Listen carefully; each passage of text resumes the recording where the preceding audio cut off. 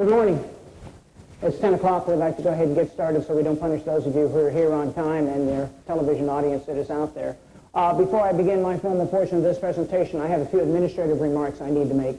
First off, I need to know how many people in this auditorium have been exposed to the DICE program. Can I see the show of hands of people who have been exposed? Okay. My apologies for those of you who have been exposed. You're going to be punished again. That doesn't excuse you, but I just wanted to know. The other thing is sort of like good news, bad news type situation.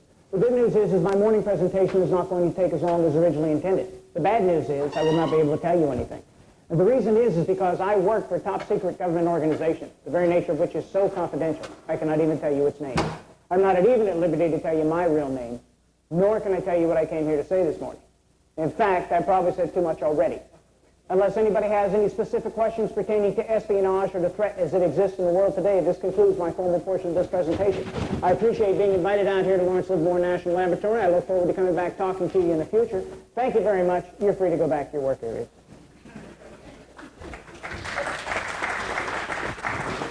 You guys would really like that, wouldn't you? Yeah, I know. Everybody would. I kind of start my presentations that way for a number of reasons. One of them is for the good old days. Because basically what I just did is spoof what we used to do.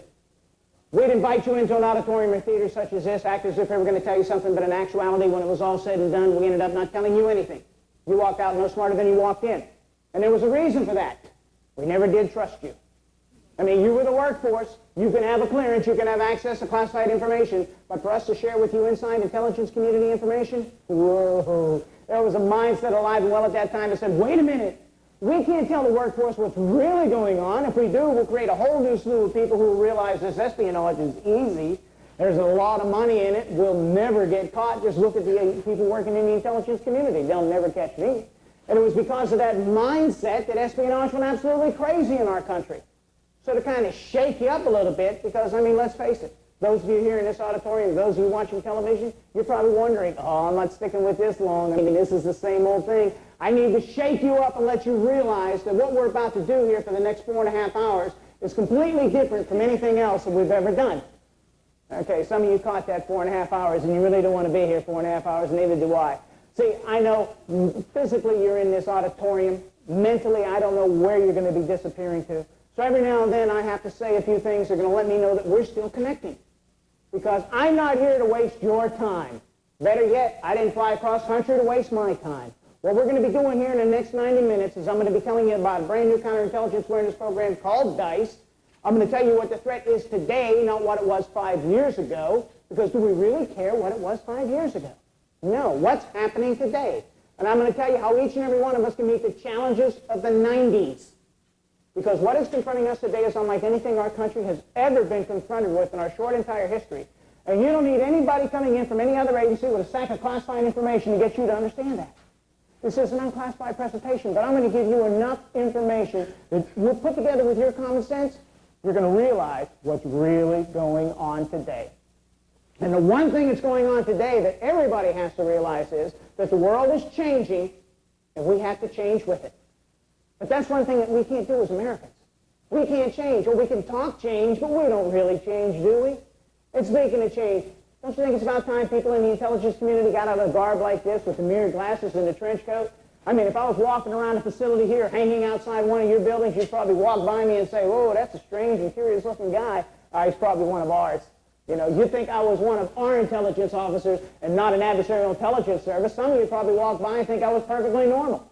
But we need to change also. This is not the way the spy is today, the collector of information. Gone is the mirrored glasses.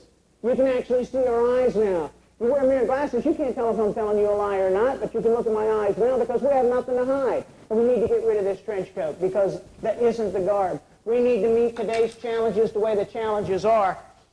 And this is the way the spy is today. Okay? Do I look like an intelligence officer?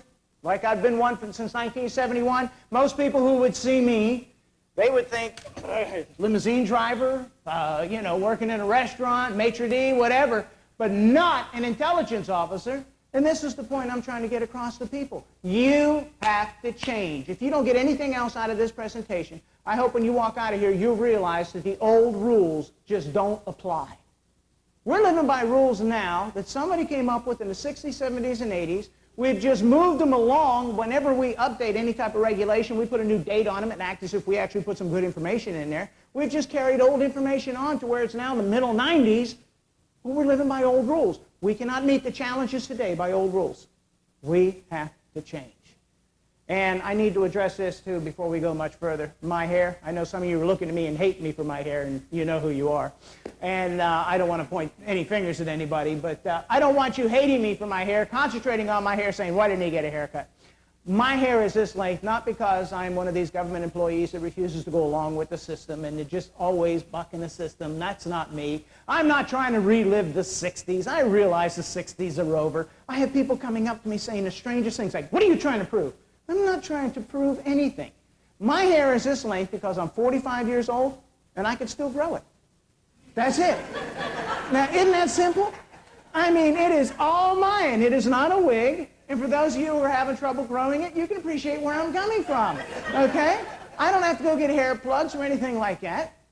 And I'm going to lose my hair too, but while I have it, I just want to play with it.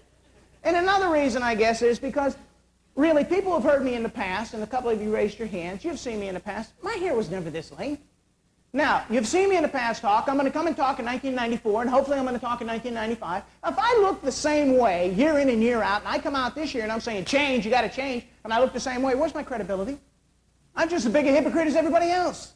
So I want to let people know this is how far you got to go in a changing world. And it kind of psychs me up a little bit, too, because when I get up in the morning and I look in that bathroom mirror getting ready for the day, I go, wow, is the world changing? I mean, it just gets me going to realize, yes, it is a changing world. I will not stay the same. I will do whatever it takes. And I am having a bad hair day, so don't hold that against me, okay? It's just the weather out here. But that's what it's all about. So now, without further ado, why don't we go ahead and get the slides going so we can get this done in 90 minutes. If we do it in 90 minutes, it's going to be the first time for me. But as they turned up all the lights, we're going to have to turn down the lights. So here we go. Remember when we had just one big problem? Wow, wasn't that an easy world? I mean, I love that world when you think about it from an intelligence viewpoint. How hard was it to sell the threat? We now have more problems than ever before, but yet people are walking around as if we don't have any problems at all. And it just drives me nuts. I think about this a lot when I'm on airplanes. Why is it that way? And the only analogy I can draw out of this is similar to, like, people that you work with. You haven't seen somebody in a couple days. You see them walking down the hall and you say, hey, how you doing? And that person has a back problem. As long as you sit there and listen to that person, they will complain about that back problem, how it hurts when they breathe, stand, roll over, whatever. But all of a sudden, you see them a couple days later, and now they twisted their ankle, they got a bad knee, they got a bad back, they got a migraine headache, the top of their head's going to blow off. And you say, hey, how you doing? You know what their response is going to be 9 times out of 10? Fine. I'm doing fine. It's just easier to say fine than go through this litany of things that are wrong with them. And it's kind of like the world situation today. We have so many problems. Where do you start? Where do you stop? So we do have more problems than ever before, but it isn't enough to make you paranoid. And keep in mind, with so many problems and everybody thinking the threat has gone away, when awareness goes down, that is where we are most vulnerable. You know, the greatest secret we had to protect this century was the atomic bomb. And we did protect it from our enemies, but we didn't protect it from our allies. Germany and Japan didn't get it. Our ally got it at that time and changed the kind of history of the world. So people, they like for you to have your guard down. And we can't allow that to happen. That's why I created the DICE program. What does DICE stand for? DICE stands for Defensive Information to Counter Espionage. Espionage is what's destroying national security, not subversion, not sedition, not treason, just plain old stick them in the throat espionage. And the more I give these presentations year in and year out, the more I have people coming up to me saying, well, of course you're going to tell me there's a threat. Aren't I trying to protect my phony baloney job? Aren't some of you out there thinking that? And I will look anybody in the eye who tries to question me on that and let them know, hey, I will never have to invent anything about the threat. Espionage has been around since 500 BC. Why would it stop in 1994? Pick a year, 95, 96. It's never going to stop. As long as there are two people in this world, as long as there are two countries in this world, people are going to be spying on each other. There isn't any country that can survive by closing its eyes to what its neighboring countries are doing. We have friendly countries, but there's no such thing as a friendly intelligence service, and every country has an intelligence service. So that threat is always going to be there. But let's stretch it one more time. Let's say by the year 2000, everybody in the world became a free democratic society. Then what we're saying is free democratic societies do not commit espionage. Thank goodness nobody does it better than we do. Our problem is we just can't come in and give you briefings on our successes because then they wouldn't be successes. But we are very good, and so are a lot of other countries out there. So the espionage threat will never, ever go away. We will never have to invent anything about the threat. Now, not that this is important or anybody's going to remember it, but my name is Ray Semko, and I happen to be a counterintelligence officer / special agent with the Department of Energy's Office of Counterintelligence. I work out of the Forstall Building in Washington, D.C., and it is a pleasure to be here this morning to talk to you and to talk to the lab audience, I hope, that is watching on television.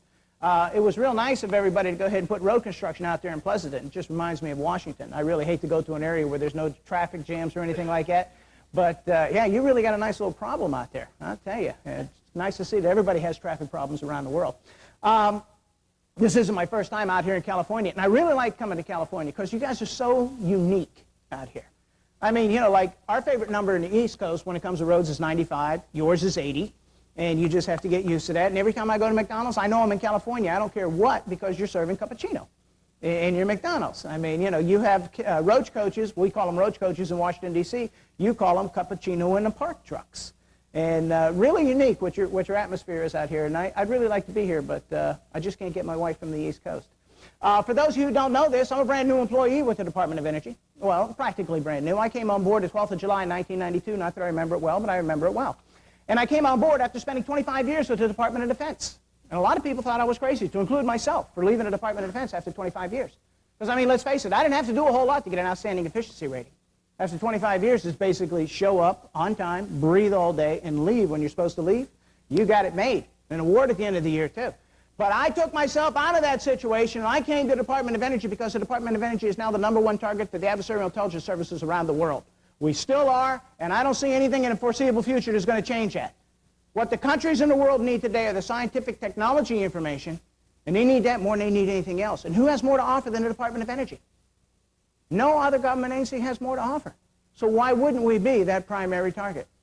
And I'll tell you what, ever since I brought that message along to the Department of Energy in our headquarters in Forstall in Germantown, you can see people walking in the hallways, a little different attitude, a little bounce in their step. A lot of them just walking along, whistling, talking about, we're #1. Hey, we're #1. I mean, everybody wants to be #1 in some time in their career. We happen to be #1 for this. It isn't one I want to be #1 for, but that's the hand that was dealt to us, and that's the one we got to play. In poor old Department of Defense, you talk about depressed. I don't know how many of you have had the privilege of going to the Pentagon. If you've never been there, you're not missing anything, trust me. That is a very depressing building, but it is really depressing now. You go into the Pentagon and you see people walking along, just shuffling along, going nowhere in a hurry, talking about nobody has what we want anymore. What are we going to do? How are we going to protect our jobs? And I have to go in there and I have to remind them they're still a target. And they go, we are? I go, sure you are. Really? And they're increasing as a target, and they're feeling better about themselves. Can you imagine having a job where nobody wants your information? Wouldn't that be disgusting?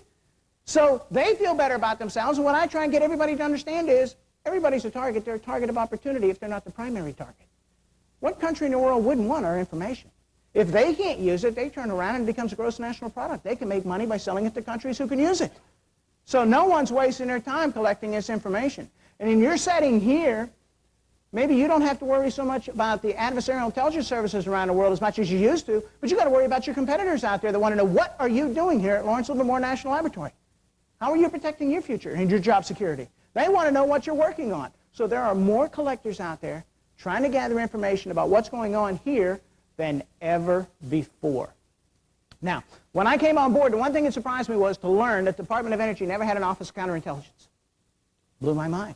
I thought everybody had to have one, but they didn't. Oh, 6 months prior to my coming on board did we start this office. So since we're a brand new office, my boss makes me bring along the obligatory line and block chart to show you where security fits within the Department of Energy, the Office of Counterintelligence. You'll recognize the head of security immediately. This is the only official slide I'm going to show you, but it's a line and block chart here. This is kind of the way we're organized.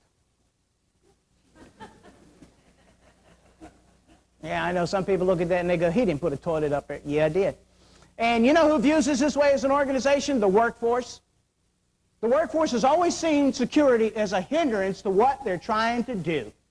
And the only people who enjoy the fact that the workforce hates their own security people are the adversarial intelligence services around the world and the other collectors, who see they really want you to be stupid, gullible, and naive as a workforce. They don't want you to believe anything we have to say. because we are propaganda. We are trying to protect our jobs. They want that. We have to change that attitude. We need to bridge the gap between the workforce and between security. We got to start talking. If you tell us what's going on, it'll make all the difference in the world. You want to protect your jobs for the next decades? Come talk to us and let us know what's happening right now. We'll be able to tell you if it's a threat or if it's nothing to worry about. Or we can deem that, wait a minute, all of a sudden we're getting all this interest in this area right here. There must be something to it. What's going on? But see, we can only do this if we work together. We don't know everything. I know a lot of us act as if we know everything, but we don't know everything. You're the target out there. You're the one they're trying to get the information from. We need to talk. So hopefully we're going to be able to bridge this gap between the workforce and between security. But we can only do it if you start trusting us. We're not the bad guys. I know that's hard for you to believe. I haven't been invited to an office Christmas party in over 20 years. Nobody wants to have anything to do with us. They act as if when we come in, we're just looking for dirt on people. That's not the case. We're here to make sure you don't get caught between a rock and a hard place. You want to know what the threat is to Lawrence Livermore National Laboratory? Start talking to your security people. Find out who they are. Meet with Bill Cleveland. Meet with Corinne Barrett. Talk to these people. They want to know what's happening, and I guarantee you it will make all the difference in the world. Hopefully we'll be able to change this organization chart in a couple years. In a couple years, it'll take that much time, believe me. Why did I create the DICE program? When you break it on down, ladies and gentlemen, there's only 3 ways to discover espionage. The best way, of course, is penetrate NASA spies. Next, you can detect an investigation. Last but not least, educate. People always say, well, how are we going to meet the challenges of the 90s?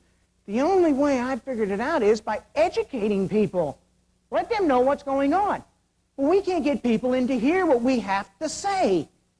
And this is the sad part. Everybody has something more important to do. There's no doubt about it. And I know a lot of people don't want to come in and hear what we have to say because we've done a deplorable job of it in the past. But we are trying to change.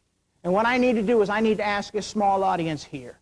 If you like anything you hear during this next 90-minute presentation, I want you to go back to your work area, find somebody you work with that you like, and encourage them to watch the tape that we are making today. If you don't like anything you hear during this next 90-minute presentation, I want you to go back where you work, find somebody that you work with that you never did care for, and lie to them. Okay? I want you to flat lie to them and encourage them to watch this tape. You're being punished, let's punish everybody else. After 27 years of working with the United States government, I still firmly believe we can read off the same sheet of music. We just have to know the same thing. And I guarantee you, this DICE program, if everybody's aware of it here at Lawrence Livermore National Laboratory, will make a big difference. Trust me on this. You just have to go along with the flow. But I need your support. If you just keep, and share this with your spouses tonight when you go home. When you walk in that door and your spouse says, hey, what'd you do today? I don't want you to say, oh, same old, same old. I want you to say it was a little different today. Said, I attended a DICE briefing. If that doesn't start a conversation with your spouse, then you're just not talking. I'm giving you an opportunity. Open the door. Tell them about it. Because they're part of this also. You'd be surprised what they know. They know a lot of information. You know how much they love to brag about you and what you're doing here at Lawrence Livermore National Laboratory? They like to talk about you in a very bragging way, not to mean they're not trying to be detrimental to it, but sometimes they can tell you that they had some strange meeting with an individual who's very interested in things that are going on here at Lawrence Livermore. We need you to go ahead and report that. These are very important for a successful program here. Now, in the area of penetration, let me set the stage for you here. From 1975 to 1991, we had 91 Americans indicted for espionage in our country. If we brought it up to date, and we actually indicted and prosecuted the State Department secretary who was working for the Cameroon and Liberian Intelligence Service. Remember that case? It hit the page, the back page of the Washington Post back in August 1993. Can you imagine Liberia and Cameroon taking on the United States of America? And they found a weak link in the State Department? Not that it's that hard to find a weak link in the State Department, but they found the one that was willing to give them classified information. And if we get the Ameses, both of those, we could be up to a whole 111 maybe. That's the tip of the iceberg. And let me make you a statement before I forget. We did not catch the last spy with Ames. I don't care how it's reported on the news. There's still more out there. Ames is just another one. Every time we think, well, Walker did the most damage, there can't be anybody worse than Walker, and there can't be anybody worse than this and that and Hall and everybody else. And all of a sudden, for the longest time, we don't hear anything, and then here comes Ames. And Ames did unbelievable damage, but there's more out there. They just don't depend on one person. They have a network. So that's another reason why we need you to keep your guard up. We just want you to be aware. Now, in the area of penetration, the majority of these people are behind bars, not because the workforce came forward and told us anything, but they're behind bars because of defector information, because of operational information. In the area of defectors, we had all kinds of people defecting to the United States of America, but that was prior to 19 August 1991 with the attempted coup in Russia. Once that attempted coup occurred, everybody who defected up to that date, their information kind of became dated, right? I mean, what really could they tell us about the new world that's out there? We lost a lot of information. That's the bad news. But there is good news. We have more defectors today than ever before. For the first time in our country's history, we can actually pick and choose as to who we want to debrief. No longer do we just have to accept anybody who comes over and says, I used to work for this country's intelligence service. I'm willing to share this information with you. Please take care of me and my family for the rest of my life. In the old days, we'd have to say, oh, okay. And then hopefully get some good information. Now we don't have to be that way. Now we can just do it right up front. Somebody comes from a foreign country and we say, what's the best information you have? If they stutter, utter, or mutter, obviously you don't have anything of value. Thank you very much. If you have to think that hard, go home. Next, come on down. Who wants to talk to me? And we can be that brazen because we have so many defectors. Now, why do I tell an audience this? And I tell every audience about defectors. Because I don't know if there's a spy in this room or watching television right now. And if you are involved in espionage, I want you to realize this fact, that the next person that defects could possibly put an end to your espionage career. You can spend the rest of your life in prison. I just want you to sleep on that, wondering if tomorrow when you wake up is going to be your last day as a free person. So when I created this DICE program, my DICE program was created not to catch a spy. We don't want to catch a spy. We catch a spy, the damage is done. Everybody has a warm fuzzy of what we're doing with Ames now. We caught him, but that doesn't solve the problem. He doesn't even know what he gave away. We can't even do a damage assessment. All we're going to be able to do is prosecute him. So I want to let people know, stop if you're involved in espionage. And if you're thinking about getting involved in espionage, don't. Get another profession. Because in today's day and age, you will get caught. Bottom line here is you can't trust anybody. You don't know who you can trust. We have countries actually coming to the United States of America making agreements saying, hey, we need this information. We do not want to commit espionage against you, and we're willing to, set up this little treaty saying we're not going to go ahead and commit espionage. And to show you our bona fides, here's the names of X amount of Americans who have been committing espionage. And they'll give you up. They will use and abuse you and give you up. So you don't want to do it. Don't get involved. And if you are involved, stop. I'm telling you right now, if we can't catch you and arrest you, least we can do is neutralize you. And that's very important. Operationally, as from this arena, I can tell you what's going on today has increased instead of decreased as far as activity. Why has it increased? Well, you have to understand why people commit espionage. In the old days, people committed espionage to win the Cold War. Cold War is definitely over. We are definitely post-Cold War. Are we post-nuclear? Everybody feel real warm and fuzzy about being post-nuclear? I know I sleep better after we had that visit with North Korea, and they said they wouldn't do anything. You all believe that, right? Sure.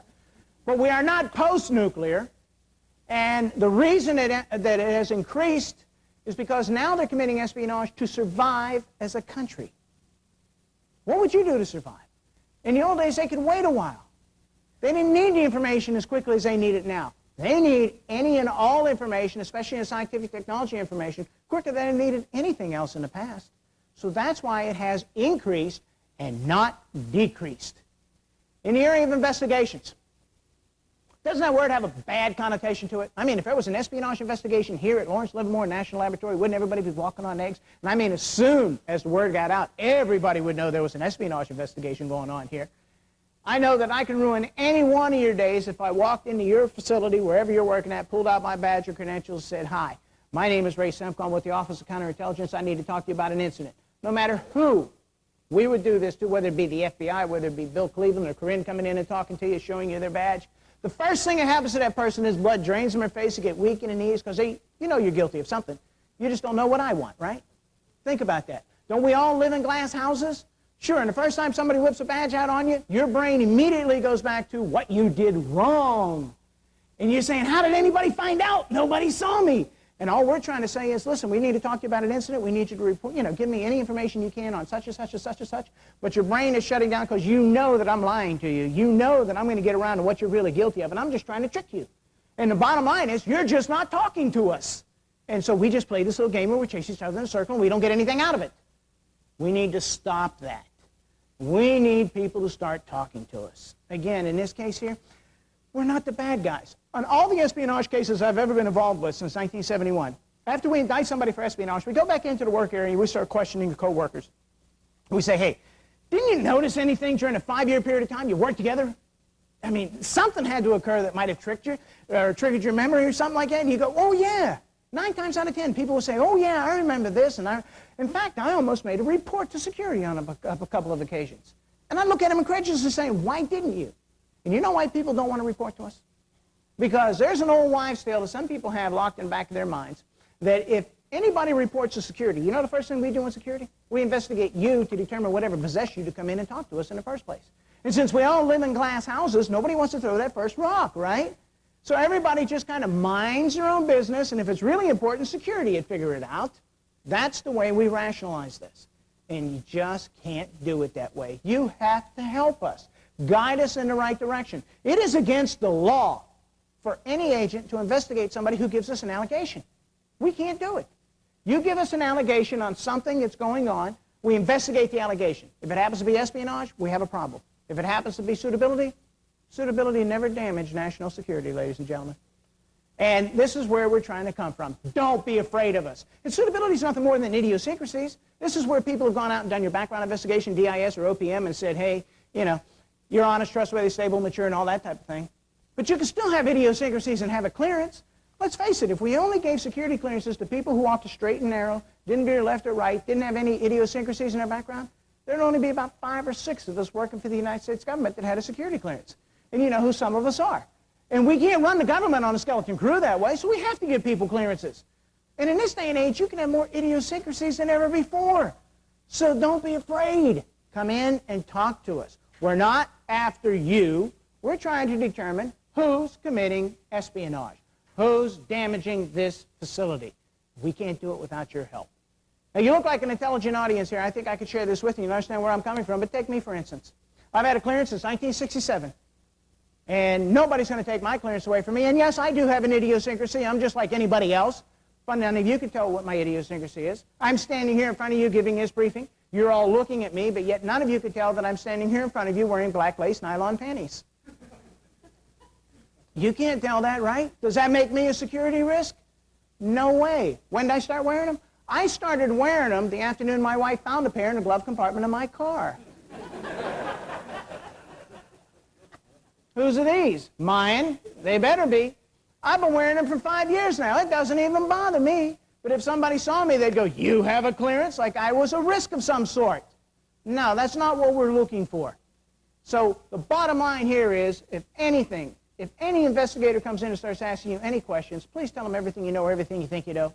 With defective information, operational information, and the workforce telling us what's really going on, that's 3 pretty big pieces of a puzzle that'll tell us if we have an espionage problem or if we just have a suitability problem. But without your help, we're just fishing. And I'm tired of fishing. We don't need to do that. We're not out to damage people's lives and careers if you're not involved in espionage. That's what's doing the damage. And last but not least, this education. The entire intelligence community is reworking their entire way of educating people. It boils down to this. I've never educated an empty chair, and I've never educated somebody sleeping on me. We have to keep people awake. We have to do whatever it takes to get the message across. It's for your protection. Nobody else's. I'm not doing this for a 20-year career. I want to protect this facility and every other national laboratory. That's why I came on board with Don McIntyre in the Office of Counterintelligence. This is job security. You want to have a future? You better protect what you're doing here. If you have nothing to protect, then don't worry about this. But really, you know, intelligence officers, collectors of information, they're nothing but con artists. And we have been conned way too many times. I just want you to understand what's being done to you and how possibly you're letting information go a little bit quicker than it needs to be let go. I'm not saying we don't share. I'm not saying we all hide behind rocks. I'm not saying there's a spy behind every rock and tree. A rational person realizes there's not a spy behind every rock and tree. A rational person realizes there's a spy behind every other rock and tree. They're out there, but you're not everywhere. And understand this, we'll never stop the collection effort against the United States of America. But you know what we can do? If we're a little bit more aware, we can slow it down. And if we slow it down, you know what that does? That builds in an edge for us. And we need an edge. Because really, in this world environment, we're in this to survive too. As the most powerful, influential country in the world. I mean, we'll share, we'll have open policies and everything else. Understand this, if we give something away, fine. We know it's gone. We have no expectation of secrecy. So we cannot be surprised. We only get hurt when something's gone and we think we're protecting it, such as in the Ames case. He gave away things we thought we really were keeping secret. That's how we get hurt as a country. So I want you to deal with people, but don't deal with them on their terms. Make them deal with you on your terms. You get 110% credit of what you're creating and what you're working on. And if you're working on new initiatives here that's going to give this lab life, then I think maybe that's like proprietary type information. You might want to do a little bit better job of protecting it from your competitors out there, because this is a competitive world. No doubt about it, hands down. Competition's the name of the game. We never had competition. The United States of America really never had competition in the 70s and early 80s. But all of a sudden, it's turning around. Now, it is a competitive world. So we have to meet it with different rules. Now, I have to dice you. It's going to take about 5-6 minutes to dice you. At the end of the dicing period, you'll understand why. But I didn't just make up this title, Dice, just because I didn't have anything better to do today. This program is there for a specific reason. Now, let me tell you a little bit about myself before I dice you. I spent 21 years in the United States Army. Well, 12 days short of 21 years, but who's counting when you're having fun? I retired on the 2nd of September, 1988. Not that I remember it well, but I remember it well.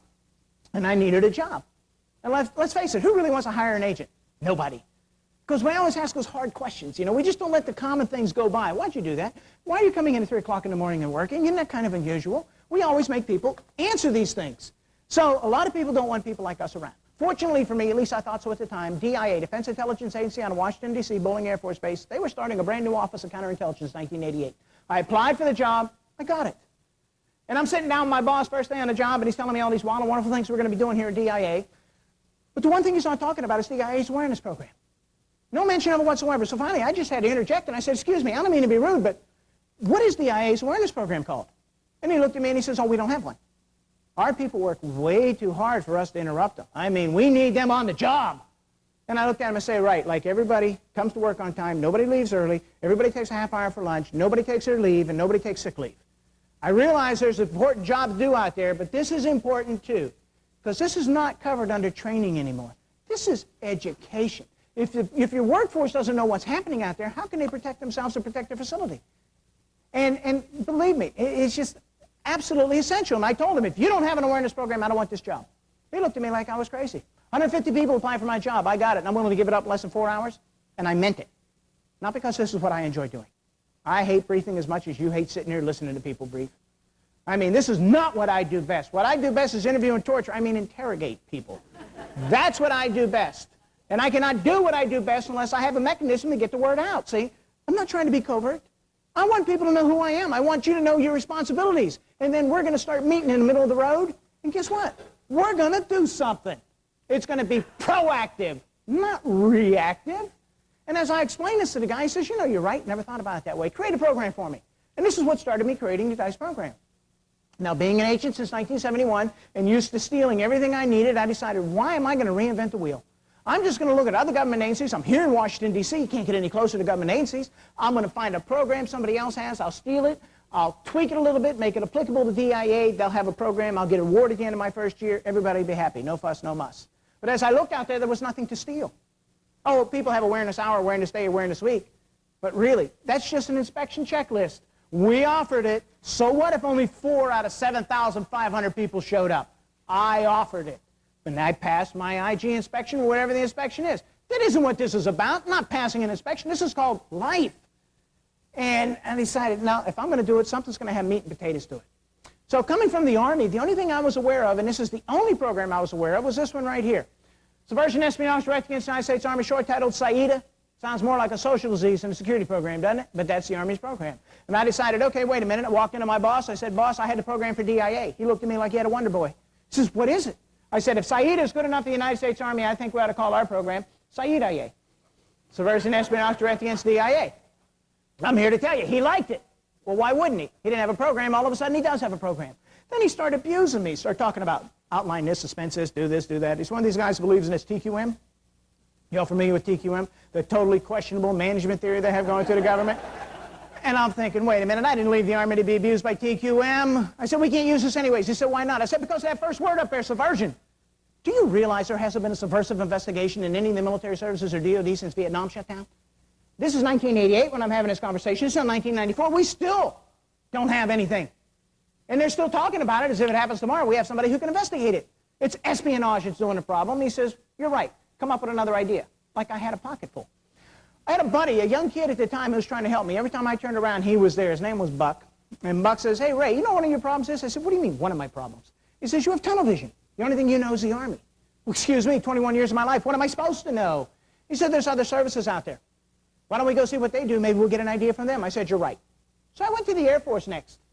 Coming from the Army, I've always felt a certain closeness to the Air Force, since I used to belong to the Army one time before we let them start their own service.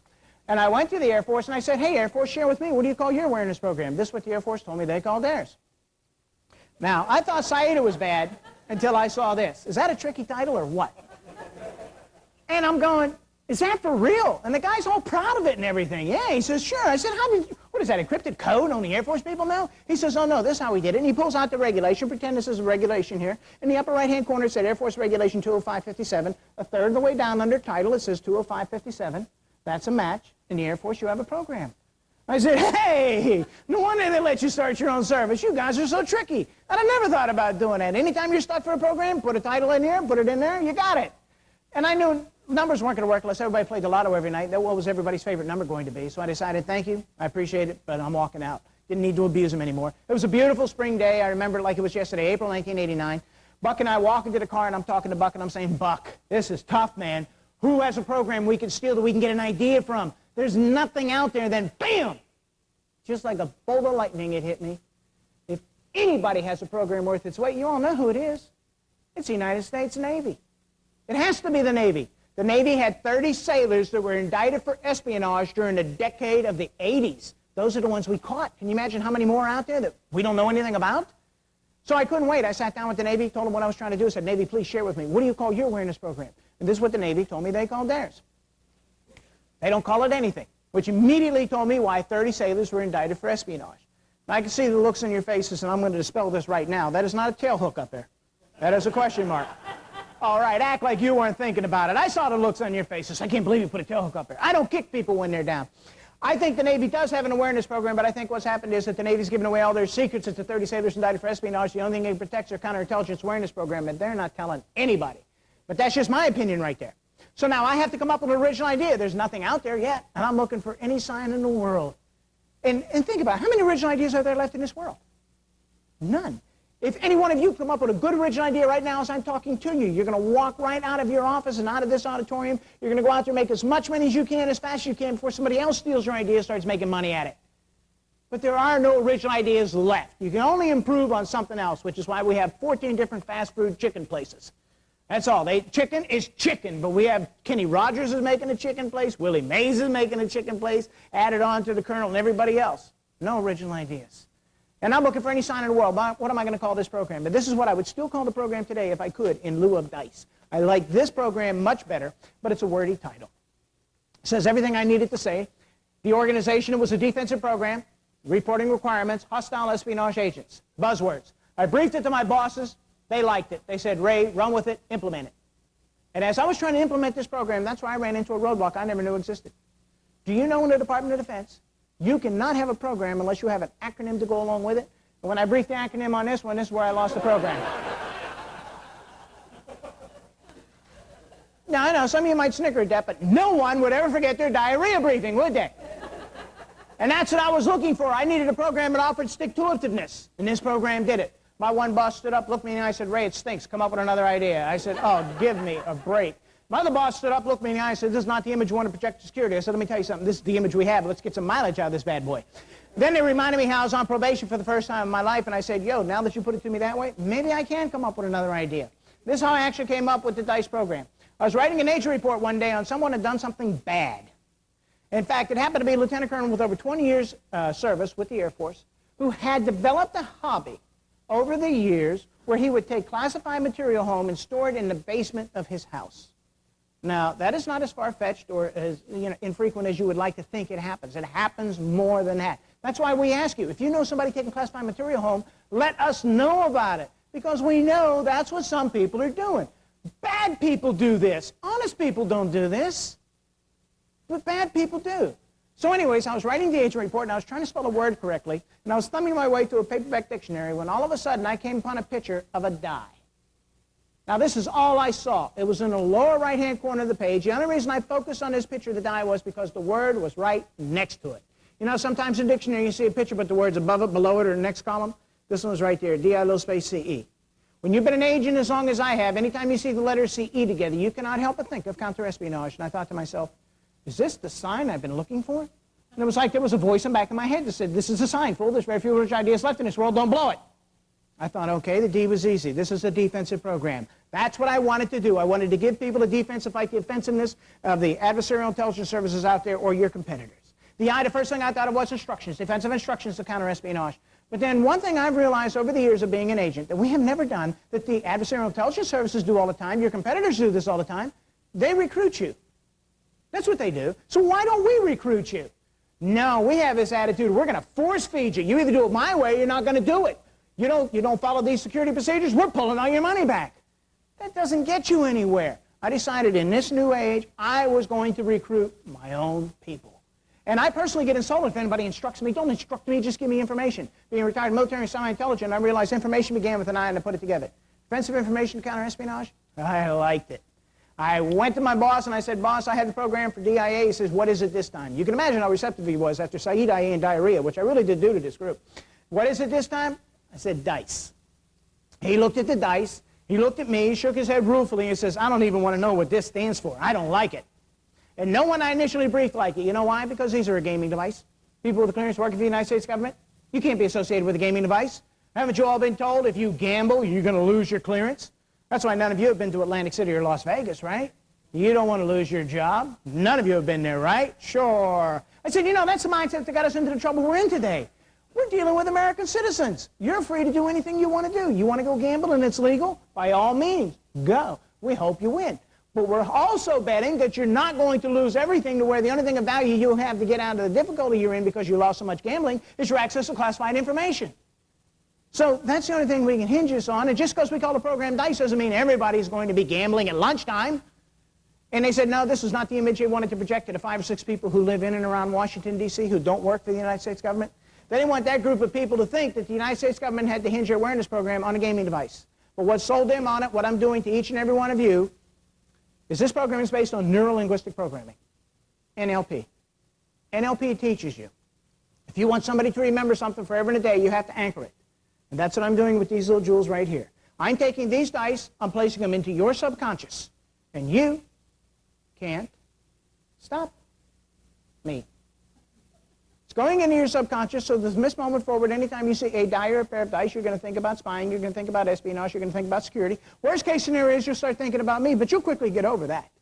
And for those of you sitting out there going, well, yeah, this is cute, but it's not going to work with me, NLP also teaches you, if somebody resists the plan, take them an anchor. And what I've done is I've opened up all your minds, and I'm taking this now and I'm placing them in there. If you resist the planting of an anchor the way it's been planted, then it gets planted quicker and deeper than those who are willing to accept it. So those of you sitting there saying, yeah, right, it's not going to work with me, knock yourself out. You're right. It's not going to work with you.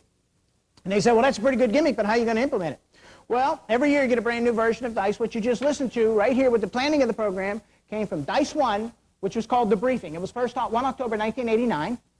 And within 1 minute, I'm going to be moving all of us into the second-year presentation of DICE, which is called DICE 2, the movie. Then we're going to go into the third-year presentation of DICE, which is called DICE 3, the book. The saga continues. And then we're going to end up with a little bit of DICE 4, which is this year's presentation, because every DICE presentation mirrors the calendar year that it's in. It used to be the fiscal year, but now it's the calendar year. DICE 4 is 94. And DICE 4 is Chapter 1 of a 3-part miniseries. DICE 4, 5, and 6 are known as the miniseries called the DICE Connection. DICE 4, Chapter 1 is called The Games People Play. That is what we're currently going around. See, what you're getting right now is the best of DICE.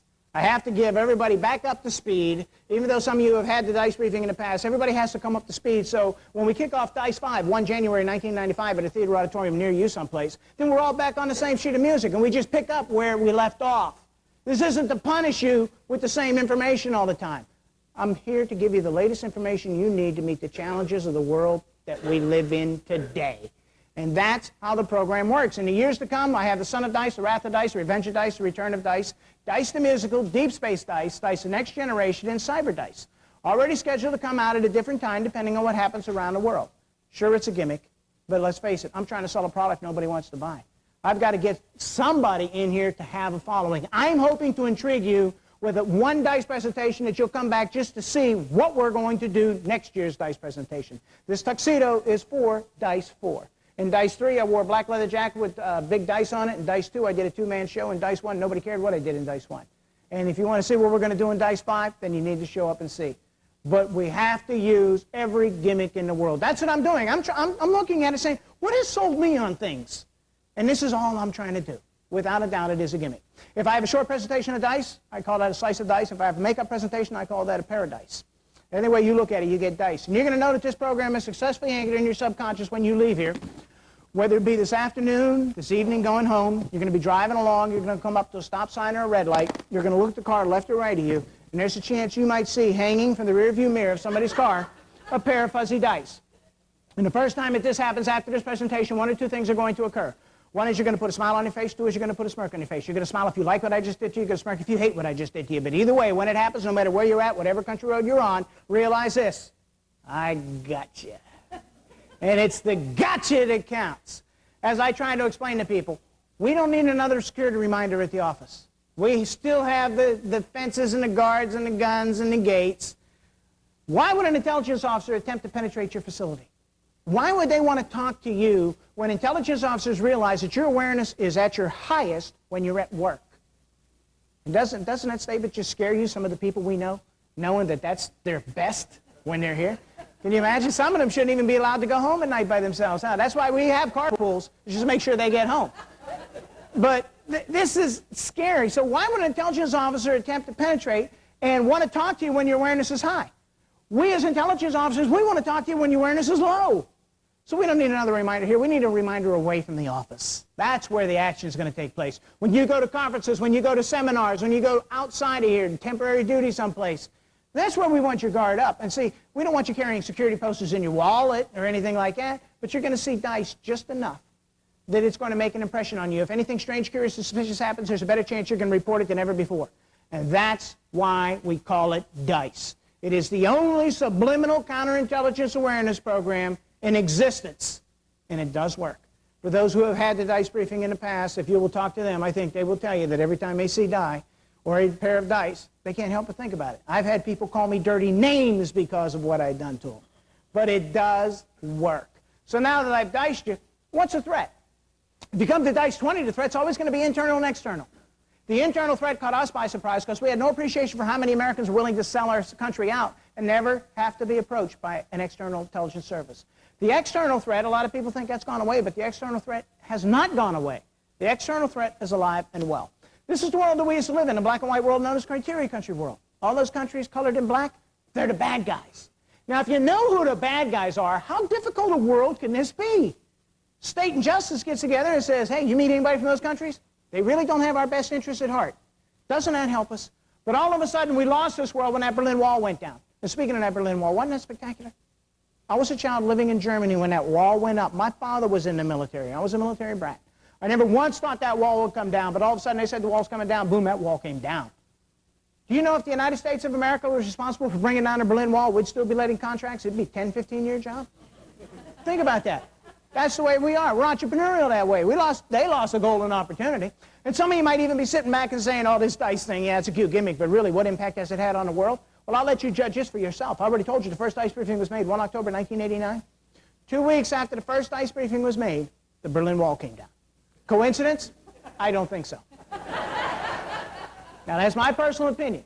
I think an effector's going to come out in a couple of years and say, hey, you know, if it wouldn't have been for that subliminal counterintelligence awareness program, we'd have never had to remove the threat.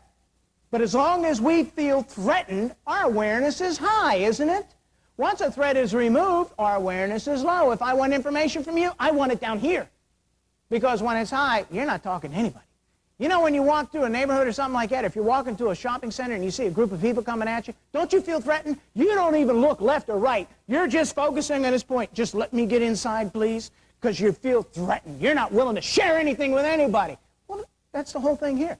It's not threatening. The threat is not threatening. That's how come they get this information as quickly as they do.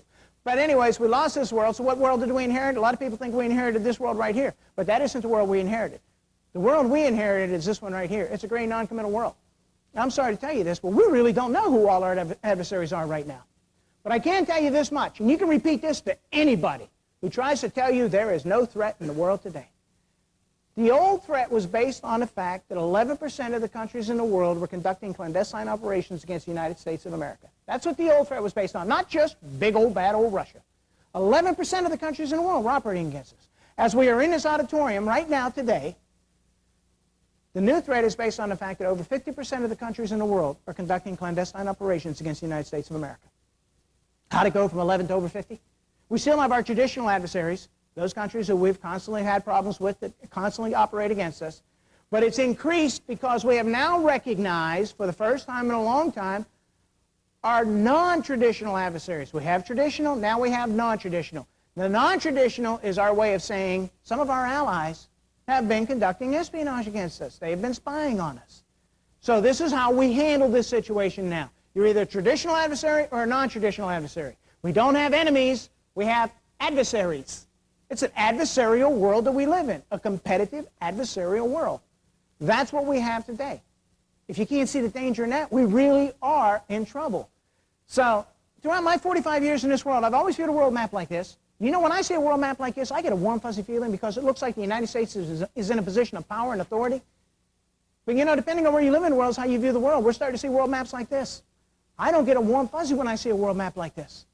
Not at all. And again, depending on where you live in the world is how you view the world. People who live in Australia, this is how they view the world. That's a perfectly normal world to them. They can operate in that type of environment. I don't know if we can. But we have to change to meet the changing world. The Soviet dragon may be dead, but the realm of intelligence remains filled with a variety of poisonous snakes. Now, James Woolsey said this, and this was before the Ames case, and that's basically the world-type situation we have. There are many poisonous snakes out there that are willing to go ahead and hurt us if they can. However, Janet Reno recently got on board, and she said, while the Soviet Union may be dead, espionage directed against our vital interests continue to thrive. I know it full well from what I do every day. And this is where I'm coming from. What I'm telling you in a vanilla way with this unclassified presentation is what we deal with day in and day out. I've always known the inside story ever since 1971 when I became an agent. And I've always slept like a baby. I still know the inside story, but I don't sleep well anymore. Maybe that's another reason why I go around talking to people. I don't want you to have a good night's sleep either. If I have to be punished, let's punish everybody else. That's the way I kind of look at it. But the world situation and what I'm telling you is coming from what I do every day. We know what's going on. We can't put it in front page of major newspapers, but you've got to understand the adversarial relationship and the competitiveness of the world. This is a fact, though. National security and economic strength are indivisible. National security used to be tied in with communism, but now it's tied in with economic strength. So with that statement in hand, look at this slide right here. What you're looking at are in 1981, just look at the countries. Those are the top 10 banks in the world by country. Then go down to 1992, you're looking at the top 10 banks in the world by country. If we're saying economic strength and national security indivisible, tough road ahead of us, not insurmountable. The first United States bank does not check in until the 21st position with Citicorp Bank of New York. That's our strongest bank. Now, I've been talking to people saying, you know, I'm not going to be able to give you 1993 until 1995. Well, I just ran across some recent information, and we're trying to get slides made up with it, with the most recent information. And in 1993, the strongest American bank we had is still the Citicorp Bank of New York. However, they went from 21st to 30th in the world today. And the strongest bank, again, is the Japanese bank. So if we're saying economic strength and national security are insurmountable, that's what we're dealing with. And keeping that in mind, what are we trying to do with it? Well, we came up with what we call the CRADA program, right? And I think the CRADA program is great. If everybody understands the CRADA program as a cooperative research agreement development program where we are taking classified information that the national laboratories have had and giving it to private industry so that private industry can meet the competitive world. That's a pretty big step. But I guess it was something that was absolutely essential, and again, we support it. However, we got to go about it the right way. If we go about it the right way, this is the way it should work. Consumers, taxpayers have already funded, the labs already did it, but now what's happening is the labs are transferring technology to private industry. If private industry understands where the threats are coming from and how it is essential to protect this information, you can see how we benefit and how we open up new markets for private industry. But unfortunately, a lot of people don't get the word. We transfer this information, and here's what's happening if it's not properly protected. Private industry gets it, It's illegally acquired, whether it be foreign intelligence service or whether it be just another one of your competitors, an American competitive company or lab. And then it's transferred to foreign industry, and you can see how foreign industry benefits. And that's what we can't have. We have to have people understand where it's all coming from. This is how it works. That's a pretty drastic step for us after all these years to take that information and give it to private industry. So I guess national security and economic strength are kind of indivisible. These are the issues. Now, I could show you a whole lot of things, but I think this is absolutely essential, especially in a 90-minute time frame. I'm kind of limited. Our non-traditional adversaries, our so-called allies, they've been having a good time in this world, collecting information. We were also focused on that big bad bear with the weapon of mass destruction, and we weren't really paying attention to a lot of things. So how are we handling our non-traditional adversaries? Well, what we did is we still have a country list. I'm not showing you the country list because I don't ever want you focusing on a country again. You focus on a country.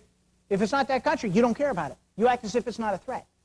But what I'm trying to get people to understand is if anything strange, curious, or suspicious happens, I don't care what country it comes from. We need you to report it. But now what we've done is we've created these issues right here, and we have deemed these essential for national security. Any country in the world gets involved in collecting any information on any one of these issues right here, we can now do something about it. In the old days, we couldn't do anything about it unless that country was on a country list. Our hands were handcuffed. Now we can do whatever it takes to protect national security. And as a street agent, I'm here to tell you, this is wonderful. Number one problem we have in the world, activities involving proliferation of special weapons of mass destruction. Every 5 years, a new country becomes proliferant. And it's not going to take 5 years anymore. Now with everything that's going on in the world, it's going to take a lot less time than 5 years. So that's another problem that we have on the horizon that we have to deal with. And let's face it, who has more to offer a foreign country who's trying to become proliferant than the Department of Energy? That puts us way up there as far as interest. And look at the activities directed against critical technologies. What country wouldn't want our critical technologies? And of course, the new one on the block, the activities directed against a collection of U.S. proprietary economic information and technology. This is where we're talking economic espionage and industrial espionage. We in the government don't even have governmental definitions for these two things. Oh, they're working on it. By the time they get done governmentizing, we won't even know what they're talking about. But you know what they're talking about here with economic and industrial espionage. We need not only to protect the classified information, that goes without saying, but now we're looking at it saying maybe we need to look at our sensitive, our unclassified, and our proprietary type information. That proprietary information can destroy companies. And in this day and age, that's where we're talking to you. Look how you've been doing business. It will make all the difference in the world. In DICE 1 and DICE 2, I told people the most immediate external threat came out of Washington, D.C. with the 102 embassies located there. All those little red squares, they're the embassies. As of January 1993, there's 165 embassies in Washington, D.C., and I guarantee you, I don't care what happens in the world, not one of those are ever going to close shop. They're going to stay open. That's their foothold in America. Do you think they're willing to give up the Russian embassy where they have it located at in Washington, D.C.? No, I don't think so. They're going to keep that forever and a day. The highest point in Washington, D.C., they got it. Good job on their part. But now it's expanded outside of Washington, D.C. And I'm not saying they're everywhere, but just to give you a feel, let me tell you this about the official presence of China in the United States of America. They have an embassy in Washington, D.C. They have a consulate at the UN in New York City. They have a consulate in Chicago, Los Angeles, and Houston, Texas. Now, if you can picture those cities in your mind and tie them all in together, they're pretty strategically located, aren't they? I mean, they really don't have to travel very far to get anything. And you know the office they opened up in Los Angeles? You know where they could have opened up that office? We gave them an opportunity to open up that consulate in Honolulu, Hawaii. But they turned us down. They said something about the sun always shining and the air being clean. They'd rather be in L.A. where they can't see the sun and they can't breathe the air. The number one target for the Chinese intelligence service is Chinese American citizens. That's who they're trying to get to know. If you're Chinese American or your spouse is Chinese American, you're high on their list of people they want to get to know. And there's nothing you can do about it. That doesn't mean you're bad. I'm just letting you know that they definitely want to talk to you, especially if you have the right access. And this is where we need people to be on their guard. Don't be paranoid. Just be on your guard. Technology transfer. Why does a country get involved in technology transfer? Well, believe it or not, they save billions. That's the biggest reason. There isn't any country in the world could put as much money into research year in and year out as the United States of America. You can group 5, 6 of them together. They still can't put as much money into research. We put the money in. We do the research and development, eliminate all risk because we're taking all the risks. The only risk they take is that they might get caught trying to steal it. And if they get caught, we throw their intelligence officer out. That's it. They send another one back in. This is why they get involved. And to give you an idea, this is the shortest story I can tell you. That's why I'm going to tell you this. In the late 70s, there was a guy by the name of William Campilas who was 24 years old and worked for the CIA. And Campilas was a clerk, and he wanted to become an agent. So he went to a supervisor and said, hey, boss, make me an agent. Recommend me to be a CIA agent. And the boss says, hey, you're lucky to be a clerk. Get out of my face. Now, we've learned not to turn people down this way. If you're going to say no, say it in a nice way to where they don't really get upset about it. But we didn't care at that time. Another lesson learned. So anyways, he went down and he says, I'll show you, and he quit. Nobody cared. But when he walked out of CIA headquarters, he took with him a top-secret document dealing with the overhead spy satellite system. And he took this top-secret document to Athens, Greece, and he sold it to the KGB, which wasn't hard to do back here in the 70s, for $3,000. Okay? Now, you know how we found out about it? He came back and told us. And you're saying nobody can be that stupid. Oh, yes. Yeah. Every time you think people can't be that stupid, believe me, somebody out there is going to prove you wrong. But he came back to the United States of America because he sold that document because he really wanted to become an agent. He calls up the CIA and says, hey, CIA, I used to work for you guys. Is that right? Yeah, you might want to talk to me. Why is that? I've been in touch with the KGB. You're right. Come on down. And after a Coke and a hot dog, he says, you have to make me an agent now. Why do we have to make you an agent? Because I have bona fides with the Russians. How did you get this bona fides with the Russians? Why will the Russians trust you? I sold them a document. I guess they would trust you. Now, you say, why would he tell us this? Well, it's one of these things. He felt that since he had already done this, why would we blow it and not use him? Because he did have bona fides. But see, that's not the way the game's played. He broke the law, and what he ended up doing was being prosecuted, and he was sentenced to 40 years. And you know, it's really amazing, but he's still in prison today. He's not eligible for parole. So you don't want to get involved in doing something like this. Now, what's so bad about this? You could say, well, you know, in a couple of years, we probably would have given this technology to the Russians or to some other country. Maybe we would have, but we'd have gotten more than $3,000 for it. It would have been on our terms. It's a tool, a foreign instrument tool, some of the stuff we have. So we can't allow it just to go out the door because somebody gets mad or for whatever reason. We have to protect this so that our government can use it and the United States of America prospers, not just one individual. But yes, the technology transfer. And let's bring it up to date. 1986 and 1990. There was a rocket scientist by the name of Dr. Ronald Hoffman working for SAIC, Los Angeles, California. He sold to 4 Japanese companies 57 software module packages dealing with the SDIO system out of the Pentagon. He sold these packages and made $750,000 on the deal. Now, we know he sold the 57 software module packages because when the FBI did this thing, that's what he sold them. Our people took this information and they estimated if the Japanese had to replicate this information on their own, it would have cost them over $100 million, not to mention time. But because this individual just gave it to them, they saved a whole lot of money and a whole lot of time. And you know how we caught this guy? His secretary turned him in.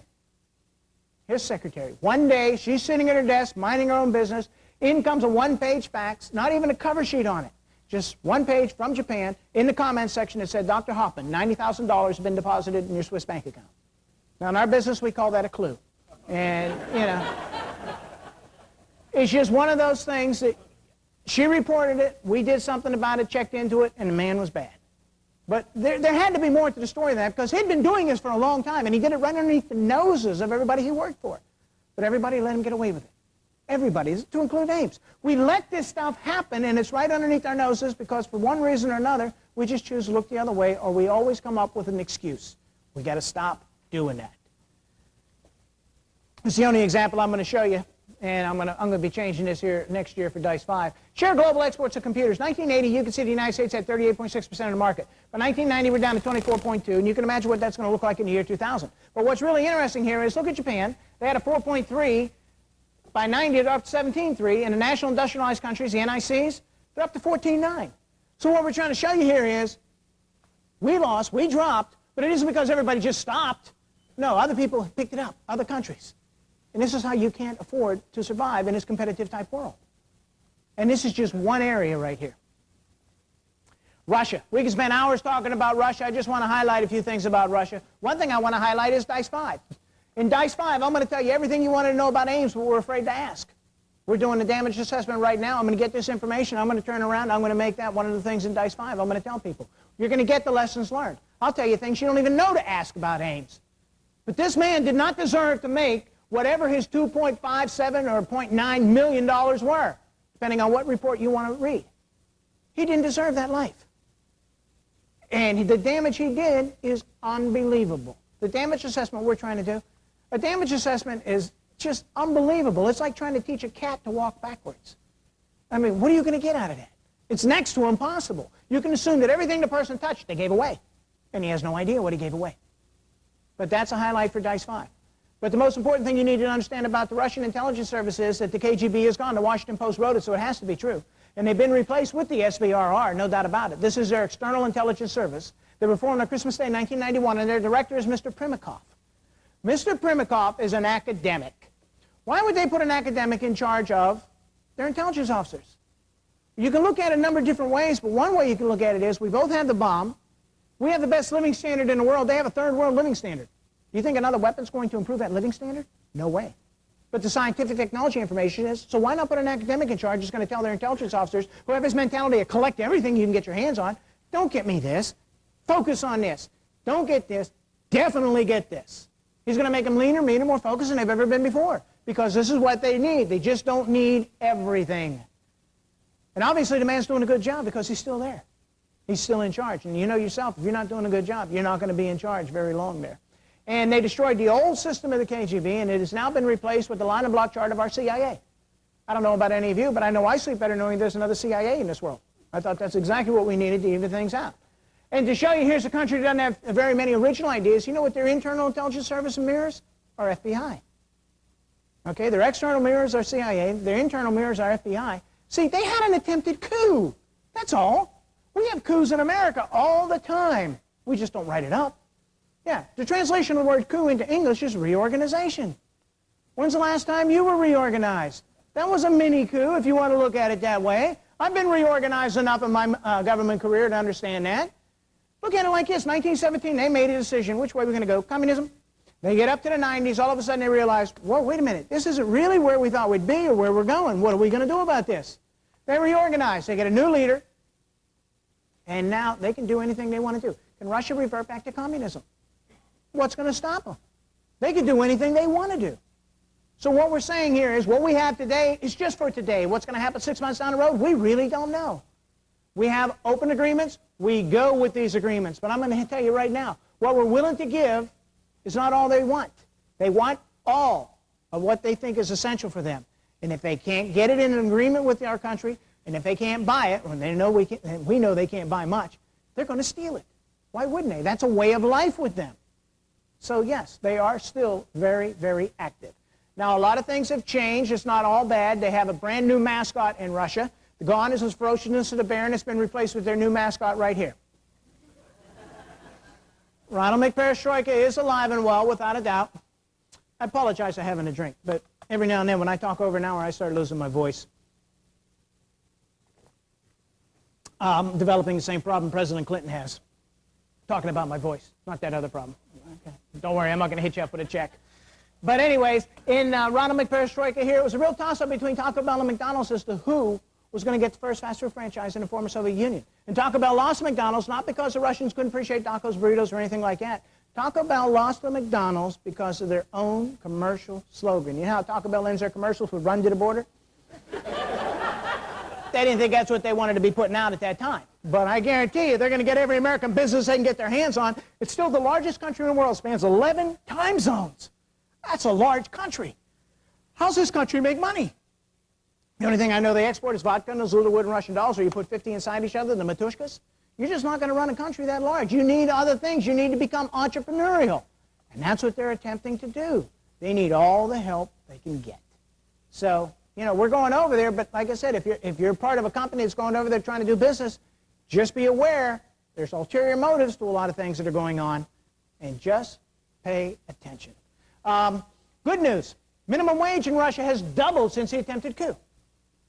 Doubled. It went from $3.04 to $6.08. That's not an hour, that's not a day, and that's not a week. That's a month. Minimum wage in Russia, $6.08 a month. If you're a professional person, you've heard this enough through the news media, you can make anywhere between $20 and $25 a month. And there's a lot of unhappy people there, and if you're really a professional person, they're actually trying to get you to where they'll give you a one-time payment of $50 to $75 to make you happy. So, anybody feel real bad about their salary right now? Can you imagine? And you know, the number one cause of fires in Russia still are exploding color television sets. I mean, they've stolen a lot from us, but they didn't get the plans to the Magnavox. Can you imagine? You work hard all day, you're getting minimum wage, you're not happy about the situation anyways, go home, you just want a little cheap entertainment, turn on the TV, boom, there goes the neighborhood. Now, I don't say that to make fun of this situation. I just want you to understand how bad off that situation is. Because we still have Americans who think they really have it bad here. And we've had some Americans who have said, I'm leaving America, I'm going to get a brand new start in Russia. Well, I want you to know what you're in for. I don't want you getting a rude awakening when you get there. If anybody here in this auditorium has been to Russia, or anybody watching this on television, you've been to Russia, you need to talk to your co-workers and tell them what it's really like over there. So I don't want anybody making a mistake thinking they're going to go ahead and take classified information, go to Russia, get a brand new start, give the classified information as a way of showing bona fides. Because once you get there and you give them that classified information, your first rude awakening is probably going to be when they say, we already have this. Because they've been very good. See, don't sell them short as an intelligence service. They have been very, very good. Not as good as another one that I'm going to mention, but they are good. So another problem we developed is brain drain. We never had this problem when we had the old Soviet Union intact, but once they dissolved and reorganized, all of a sudden brain drain occurred. And when I first heard this phrase, I thought, whoa, this is good. You know why? Because I immediately assumed that the smart people in Russia are leaving, and if they were really smart, they obviously were coming to the United States of America. But then I didn't think it through long enough, and then somebody else came up and told me, hey, here's the problem. The smart people from Russia are leaving, but they're going to the highest bidder.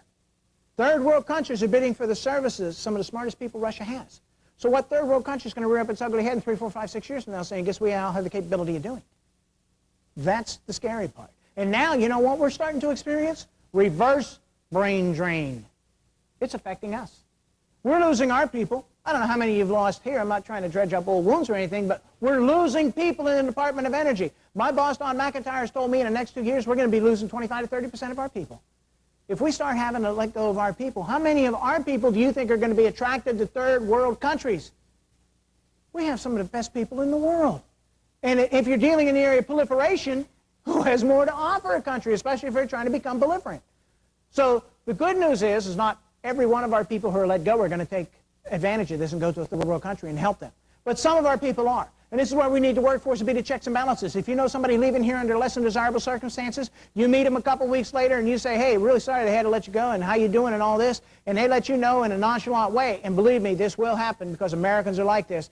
If anything bad happens to them, they're going to be the first. They can't wait to tell you how they bounce back on their feet and how they're doing better than ever before, and it's the best thing that ever happened to them. And we hope that that does happen to a lot of people. But we don't want them to say, yep, I put my house up for sale, I'm going to relocate to another country, and I got a job offer there that beats anything I ever had when I was working with the Department of Energy. Now, that's good if they get it on their own. But what we want them to understand is this. All that classified information you learned while you were working here for the Department of Energy, the United States government, that's not yours to offer to another country. It is against the law. And if you do that, then unfortunately you're going to have to pay the price. And when you get caught, you're going to spend your time in prison. It is not yours to give. So we need to have those friendly conversations that we have with people just before they're ready to relocate. We want to talk to people who are leaving, but you can help us because you are out there. You pick up on this information. Help us identify that, and we can do some good there. But we got to work at it together. China. China is conducting an espionage campaign against the United States of America that dwarfs anything the former Soviet Union ever did to us. These guys are unbelievable. Unbelievable.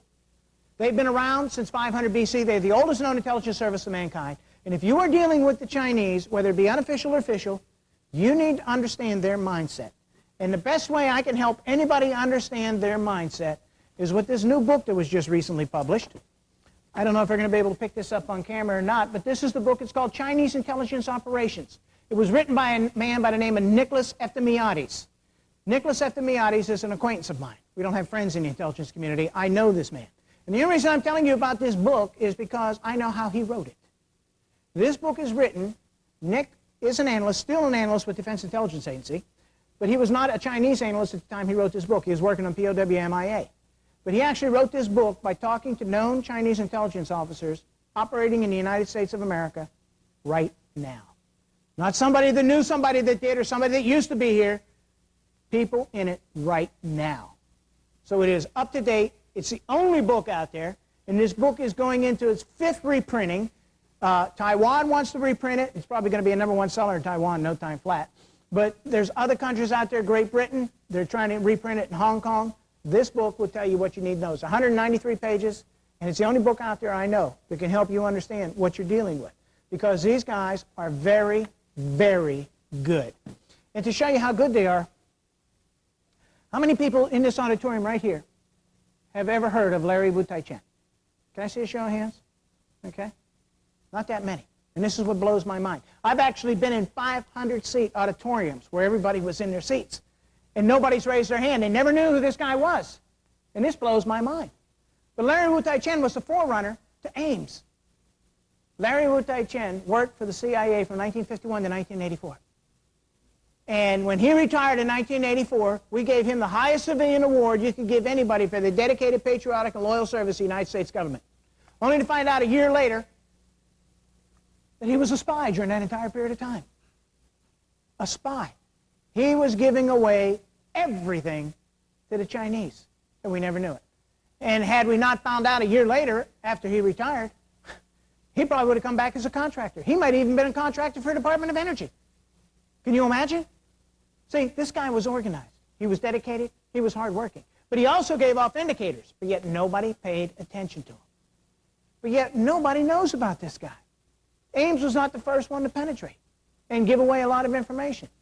Well, a real good reason that maybe we don't know a lot about this guy is because the day we indicted him in the Alexandria, Virginia courthouse, the same one we did Ames, and put him in the Alexandria, Virginia jail, the same one Ames is in right now, we went to get him the next day to start the debriefing, and he was dead in his jail cell when we went to get him that next morning. Somehow he got a hold of a plastic bag, tied it over his head, and committed suicide. Tough way to go. But it didn't get a lot of airtime. That's the problem with this. Thank you. A lot of people don't catch that, you know? I appreciate you being awake. But anyways, Larry Wu Tai Chen did a lot of damage. And there's more than that out there. That's why I keep telling people, you know, just because we catch one doesn't mean we've done anything great. We've constantly got to watch what's going on out there. And we're just not talking about official and unofficial representation. We're talking about students, too. Now, right here, these are the latest figures we have. As you can see, China has a little over 45,000 students in the United States of America going to school here. Now, I'm not telling you that every student is a spy, because that is not true. They're not all spies. But I will tell you this, some of these people are not allowed to leave their country unless they're cooperative to work with their intelligence service. That's the only way they're allowed to leave. And what they do is they collect the information. They're told to get into any exchange program. You work in here, you work there, you gather all this information, then you just turn it over. These guys aren't actively operating. They're collecting, though. And you can see in second place is Japan with almost 43,000. As you can see, 5.3 increase from 91-92 to 92-93. However, what's really significant is Japan's had a 40% increase in the last 4 years of students coming to our country. How this plays out in the future, I don't know. It's anybody's guess.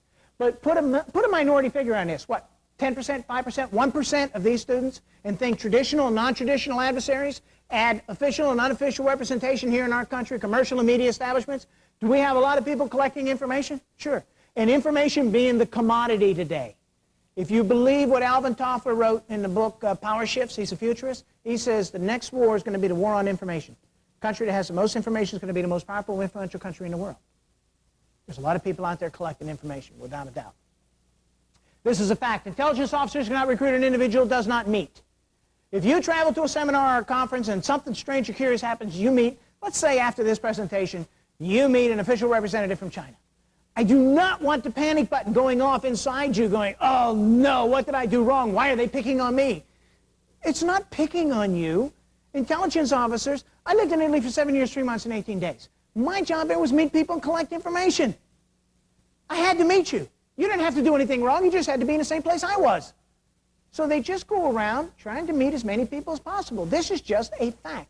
So if anything strange or curious happens, don't be afraid to come back and say, well, you know, when I attended this conference here in Breckenridge, Colorado, I ran into this individual, and we had numerous conversations, and it was a little strange here because blah, blah, blah, blah, blah, blah. We're not going to say, okay, you're never going to Breckenridge or that conference again. That's what a lot of people are afraid of. That isn't what we're all about. In fact, if there's ever a cutback, we're only going to allow a certain amount of people to go there. Anybody who reports is going to be behind the list that we want to go back, because you at least have demonstrated you understand how the system works, the game that's being played. We have a better chance of getting some information that tells us what's going on out there. So don't be afraid that we're going to stop anybody. And the other thing I want to remind you of about with an intelligence officer, and I said it earlier, intelligence officers go to the greatest extent to remove any element of threat. That's their job. They are the least threatening people you will ever meet, which is the biggest problem we have. The threat's not threatening. How can I explain something to you when it's not threatening to you? The nicest person in the world. I can't tell you how many conversations I've had with people who have been dealing with known intelligence officers for years, saying, this is the nicest person I ever met. Well, of course it is. If I'm threatening to you, you're going to avoid me like the plague. So they are nice. This is the secret to recruiting spies. It's also the way people go about gathering your confidence, con artists per se. You want to get involved in espionage? Copy this next slide down. The formula that's on this next slide. Step by step. I challenge you. Bad people already know this. The reason I show this slide, and I will show this slide forever, until everybody understands how the system works. But honest people, you don't know how easy it is. But this is it right here, the secret. This is what a highly trained intelligence officer is going to do to you. One of your competitors, somebody that's working in marketing in another company that wants to come here in Lawrence Livermore and says, we got a brand new positioning opening up, and we think you're the person for the job, and we want to interview you, and then they pick your brain, and then they come up and say, you know, hey, I thought you had it made, but somebody else came in at the last minute and they got the job, but you're in second place. All they wanted was your information anyway, so they pick you clean. First thing you got to do is make friends with you. How non-threatening can you get?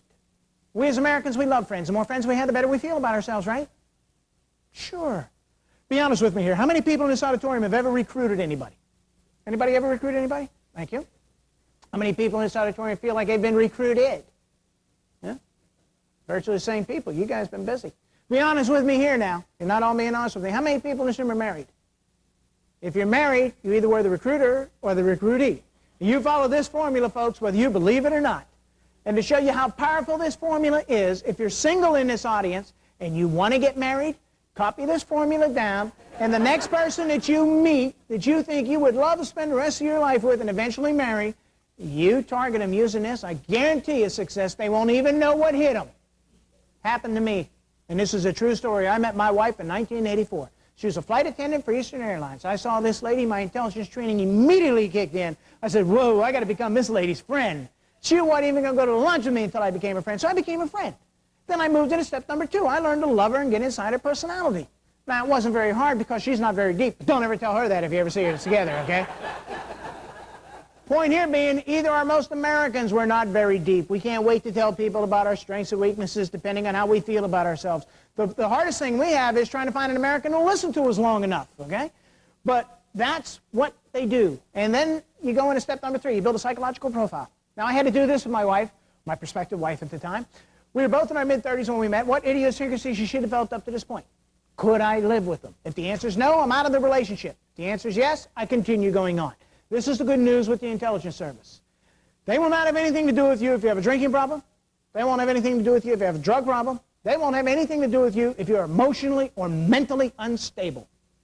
Now, that last statement should relieve about almost 70% of the people in this room as I look around, and you know who you are. But no American's a waste of time because you probably targeted somebody else, and then they just start your relationship all over again. It's a wonderful thing to go through life with. But if they decide to keep you, like I did, I said, my wife, I can live with their idiosyncrasies. I was making small breakthroughs, and that's what they do. They'll never do anything to make you stand back and go, whoa, why'd you do that? I better report that to security. Small breakthroughs. If you're trying to target somebody, you don't turn around and give them a dozen roses every day you see them, and every time they turn around, you're there with a big smile on your face saying, what are we doing now? You've got to give them space. You don't want to become a fatal attraction. They're not a fatal attraction. They have patience, and that's something you have to exhibit too. When I was courting my wife, I had all the patience in the world. Now I don't have to have any. We've been married for 10 years. But that's the way it is. They have more patience than I'll ever give them credit for. And they always proceed with caution. And when I was courting my wife, I proceeded with caution. She couldn't do anything to upset me. I don't care how upset I got. I never showed her. Now I can be myself. And this is the whole thing. You as an American, if they are interested in you because you have the right access and the vulnerabilities, they're going to have all the patience in the world. Proceed with caution. You can be the most disgusting, despicable American in the world. If you have the right access, they have the right hooks in you, they're going to love you. And if you really are disgusting and despicable, nobody else is going to love you. So you can see how this relationship gets cemented. Remember this, when a foreign national meets an American, you know how we are described as Americans? Americans are stupid, decadent, immoral, and greedy. Now, some of us hit on all 4 cylinders, and you know if you're a 4-cylinder baby or not. Some of us only hit on 1 or 2. Some of us don't hit on any. But that's the way they come into a relationship. Stupid, decadent, immoral, and greedy. So always keep that in mind. I haven't told you the number one threat yet, the national security. Can you imagine? And I mean, I could go on for 3.5 hours, but the volunteer spy. That's the number one threat we have, the insider. That's the one you need to really be concerned with now with your changing mission and everything else that's going on. Who's giving away the information that is proprietary that's going to keep you in business for a long time, for their own personal gain? They're out there. And we need you to help us identify it. What motivates somebody to become a volunteer spy? We really wanted to know, so we did Project Slammer. We went into the prisons and asked people involved in espionage or that were volunteer spies, what made you do it? And these are the results we got. 40% of the people said they did it for money, 40% did it for revenge, 20% have no idea why they were even where they're at, but that's a story for another DICE presentation. It's the revenge that's scary. How many people do you think we're going to be putting out on the street? They're going to be disgruntled and revengeful. They want to get even with us. We need to be on guard when this happens. So we've learned the hard way. Just don't throw people away and expect them to be happy about this. We have to deal with these people. We hope that we put them out there and they're not disgruntled, revengeful, and they understand. And it's our policies, we have to develop them so that we make people feel good about it. And if that doesn't happen, then we're hoping you're going to be able to pick up on it. Now, what are the indicators of somebody involved in spying, especially as a volunteer spy? Right here. These are espionage indicators. I have a pamphlet that's put out. It's a trifold type thing. And you can talk to Corinne or Bill Cleveland, and they'll give you the information if you want it so you don't have to memorize all this. But I'll tell you what, if you can identify somebody that you work with here at Lawrence Livermore National Laboratory on some of these indicators, don't talk yourself out of it. Come in and talk to security. Let Bill and Corinne know about it. And say, hey, this, I don't care how you phrase it. Walk in and say, you know, this could be nothing. And I don't want to ruin this person's career. But after hearing this and seeing this, this is what I've observed. Please don't adjudicate. If you adjudicate, that's how the John Walkers of the world lived to commit espionage for 17 years. Everybody gives them the benefit of the doubt. We've got to stop giving people the benefit of the doubt. Who arrives to work early, leaves late for no apparent reason at all? You know what we're talking about. That's not the normal. If you have a 6 to 6 work schedule here, that's normal. But who comes in at 4 and doesn't leave until 9? That's abnormal. And that's what we want. We want you to report the abnormal things, not what everybody does. Abrupt, unexplained increase in wealth and material goods? That's high. I mean, I can't wait to find out how somebody explained that a GS-14 drove a Jaguar to work every day. Okay? And that by itself is okay. Don't go looking for people with Jaguars and Mercedes out in the parking lot, because you can actually have one of those just as long as you live in a cardboard house. I mean, you know, you usually have one or the other when you work for the government. But if you own a house in a neighborhood where the cheapest house in that neighborhood would be $400,000, I mean, you don't have to know exactly what they pay for. You just know that the houses start in this neighborhood at $400,000 and they live there. That's known as a clue again. How are they able to do this, especially on one income? So these are the things. Don't be the investigator. Just come in and report your suspicions. That's all we're interested in. And there's more. A pattern of recurring travel. Who likes to travel? Somebody who's a volunteer spy, they travel, but they don't travel every other month. They travel once or twice a year, year after year, and they go to places like Toronto, Hong Kong, London, Vienna, Mexico City. Places like that. As a street agent, I want to talk to anybody who's been to Mexico City more than once. I can't imagine if you've been there once, what would ever bring you back? But that's me. I've been there. It's a beautiful place. Once you've seen it, you've seen it. So that doesn't mean everybody who's traveling is a spy. And if you come in, you can say, well, listen, I know this. In the last 3 years, this person's gone to Toronto, and alternating years, gone to Mexico City. It could be nothing. You're right, it could be nothing. And the fact that you gave us this doesn't mean we're going to kick down somebody's door and say, yep, we know your travel pattern. You're involved in espionage. Don't you lie to me. That's not what we're going to do. We can do an investigation and harm no one's career. You know, it used to be in the old days we'd go in and ask questions about somebody and then never go back in and say that person was clean. We'd always leave doubt in people's minds and say, hey, he was investigated one time, so you're marked for life. We know differently. Lessons learned. We're not here to damage people's careers. Give us that information. You don't have to give us the entire iceberg. Give us that tip of the iceberg. And repeat association with foreign nationals. Nothing I've said is intended to make you so paranoid that the first foreign national you meet after this presentation that tries to become your friend, you slap and create an international incident. I don't want you to do that, okay? It's not that way. Deal with people. If you're educated and you understand what's possibly going on, I want you to deal with the people. That's all that matters. You can be friends with anybody you want to be friends with. They want to take you out to eat, by all means, you can go out to eat. Don't feel like you have to get permission from security because you have a clearance into things of this nature because they're a foreign national. The best advice I could give anybody is when you meet a foreign national, they want to take you out to eat, you want to go out to eat with them because you really like them, you want to be friends with them, If you can arrange it to where they're going to pay for the meal, insist you can only go out for dinner. Because dinner's the most expensive meal of the day. And when you get there, eat like a pig. I mean, have a good time. We're stupid, decadent, immoral, and greedy. We don't have any perks on the job. Take the perks as you get them. And, you know, if you get there and you can't eat that much, go to the bathroom, throw up, come back out, eat some more if you want to.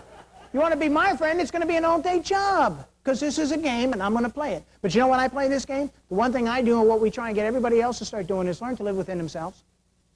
It's very important that you learn to live within yourself. Know that what you do here at Lawrence Livermore National Laboratory, know that the new things that you're trying to do, they're going to give you a future. It's kind of important here. And the rule of thumb I always use is, don't say anything that you would not want published in the front page of a major newspaper with you being the source providing that information. If you wouldn't want that to happen, then don't talk about a project, don't talk about anything else. Learn to live within yourself. Know that you all count and that you're important to overall installation security. Now, if it's out there in the open, fine. Then talk about it if you don't mind being identified. But learn to live within yourself. And don't play cloak and dagger with people. People say, where do you work at? I work at Livermore National Laboratory. What do you do there? I can't tell you. Why can't you tell me, you know? Don't say this. Don't say, if I tell you what I do, I have to kill you. My job's so secret, even I don't know what I'm doing. Don't say things like this. You don't need to draw undue attention to yourself. You work at Lawrence Livermore National Laboratory? Great. What do you do here? What were you hired as? We all have generic titles or unclassified. Use them. And you should have a standard line anyways, because this isn't the one and only time you're going to be asked these questions. So tell them what you were hired as. If they say, oh, that's interesting, man. I've tried to get a job out there I don't know how many times, you know. Do you really enjoy your work? If you enjoy it, fine. What do you really do there? What's your day in, day out type job? If anybody asks you that, tell them what you do in a generic way. And develop your own generic response. I've developed mine. It fits my own personality. Somebody says, who you work for? Department of Energy. What do you do? I'm an intelligence officer. Wow, that's interesting. Yeah, it is. Well, what do you do as an intelligence officer? I do everything and anything my boss tells me to do. And while they're digesting that, I just throw in, hey, I'm not a well-motivated type individual. I need a lot of supervision. Where are you going with that? What's the next logical question? And I'm just having fun. I mean, that's it. And then I'll turn it around immediately while they're digesting that, and I'll say, well, what do you do? And I get them talking. Because that's one thing as an intelligence officer. Intelligence officers collect when they're listening, not when they're talking, when they're listening. So we need people to listen. And if you could do that, we're going to be better off for it. And the last thing I want to tell you about is sexual entrapment. Sexual entrapment's alive and well. Now, this shouldn't surprise too many of you. Some of you even saying, well, it's always been. No, it always hasn't been. But now, sexual entrapment is alive and well. Now, it can happen anywhere in the world. We don't know of it happening in our country, but it could happen to you. Now, all we want you to do is just be aware of this. Your own competitors here in the United States could be doing this to you. Just trying to get that leverage, trying to get a hook. And the method that they're using is what we call the knock on the door. Now, I'd be the individual who's traveling. I'll be going, it could happen in any country, but I'll be going to St. Petersburg. We're going, a lot of us are still going to Russia. Stay in the same hotel, same room, same floors. Nothing's really changed. This will never happen the first night you're in country, but second, third, or fourth night you're in country, you could get what we call a knock on your hotel door. Now, I know about sexual entrapment. I'm married. I have an 8-year-old daughter. I'm also an adult. If I want to dance, I'm prepared to pay the band. I also know getting involved with an intelligence service is not the way to go. So I will get up. I will answer the door. There, standing outside the door, is going to be a beautiful, seductively dressed Russian female who's going to say, hi. I've noticed you around the hotels. Wonder if I come in and get to know you a little bit, talk about your country, massage your muscles, whatever it takes to get in the door. I don't want to get involved. I just say, no, thank you. I just shut the door. But it doesn't stop there. 10 to 15 minutes later, you get another knock on your door. This time I will open the door. There, standing outside the door, is going to be a good-looking Russian male who's going to say, hi. I've noticed you around the hotel. Wonder if I come in and get to know you a little bit, talk to you about your country, massage your muscles, whatever it takes to get in the door. See, we put a lot of information on the visa, but the one thing we don't put on the visa is our sexual preference. And that's the vulnerability they want to exploit. I mean, it's just a fact of life. If you have that vulnerability, they're going to exploit it. If you don't, they're going to leave you alone. I've been around the world 3 times. I've talked to everybody twice. I have never had more than 3 knocks on my door. But Bill Cleveland, I was talking to him prior to the presentation, and he was talking about the last time he was out of country. He received 5 knocks on his hotel door. And on that 5th knock, he was beside himself. All he wanted to do was get a little bit of sleep. He ripped off the covers, jumped out of bed, ran over, was going to rip open that door and read somebody the riot act. Just as he grabbed for that doorknob, he heard someone on the outside door going, bah, Bill, bah. Now, Bill didn't tell me if he opened that door. Maybe he'll share that with you. But the point here is you're nothing to them. You're just a conduit for information. If they can use and abuse you, they will. If they don't, if they can't use you and abuse you, they're going to leave you alone. But it's a game they got to play. What are you trained to do if you're working here at Lawrence Livermore National Laboratory? One of your competitors comes up and says, I know you just received a contract worth millions. I'm willing to pay you for the information. I'm going to pay you more money if you work here for Lawrence Livermore for the next 10 years. What are you trained to do if somebody makes you that offer? Known as a direct approach. We don't want you to say, no, get away from me, I've had my dice briefing, I'm going to turn you into security. On the other hand, we don't want you to say, yes, where have you been? It's going to cost you big bucks. We don't want you to do that either, okay? It's not yes or no. It is remain non-committal. And report this type of approach immediately to a security professional. If you're here at the site, I want you to get hold of Corinne, I want you to get hold of Bill Cleveland, and I want you to tell them about it. You'll never be forced to cooperate in the investigation or operation, but we have to know the information. If you just say no and don't report it, the next American might say yes, and then we have problems. So we need to handle that. Report anything suspicious or curious. If you think it, that's good enough for us. We're not asking you to have everything. Just give us what you have. David Major used to be the Deputy Assistant Director of the FBI. He just recently retired. I had a lot of respect for this guy. He was in Washington, D.C. When he retired, he developed this quote. I included it in Dice 4. He said, terrorism, mystical car accidents, economic espionage is the cancer. One is loud, painful, demands attention. The other is quiet, unseen, and can be deadly to a corporation or our economic strength as a nation. That's the problem with espionage. It's a silent killer. You never know what's going on until it's too late.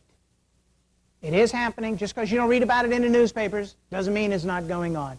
People are collecting information. We're not always talking about foreign countries anymore. We're talking about your competitors that are out there.